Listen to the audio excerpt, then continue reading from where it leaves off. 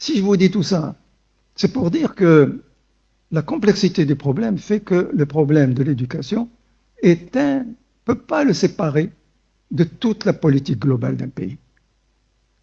Il fait partie de tout le reste.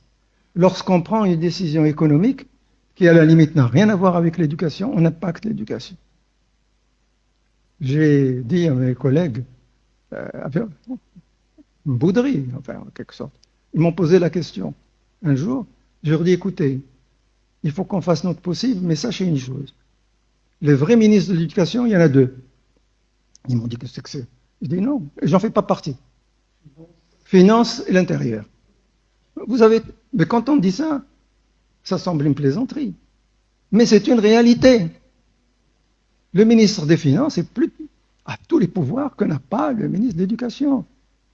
Le ministre des Finances décide que le nombre de postes budgétaires sera ça. Sur quelle base? Pourquoi?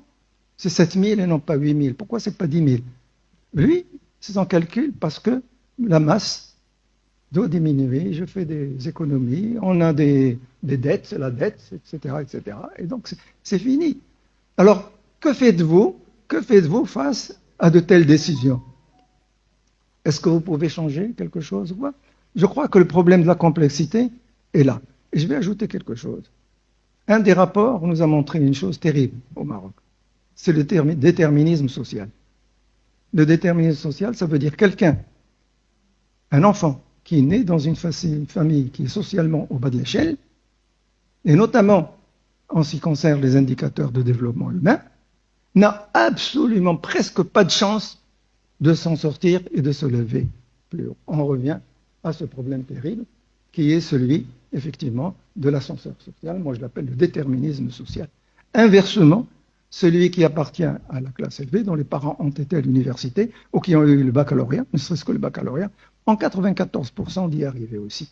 Alors, si nous voulons dans la suite aborder ce problème, nous ne pouvons pas faire l'économie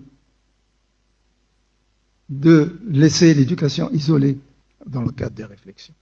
Elle ne peut être vue que dans un cadre beaucoup plus large qui voit tout ce qui la tire vers le bas et tout ce qui peut la tirer vers le haut. Et c'est tout dire, la complexité des choses. Et enfin, et je crois que ça a été dit, une politique éducative, c'est du long terme. C'est du 20 ans, du 30 ans, du 40 ans. Une politique gouvernementale, c'est au maximum 5 ans. Une politique d'un ministre d'éducation, c'est en moyenne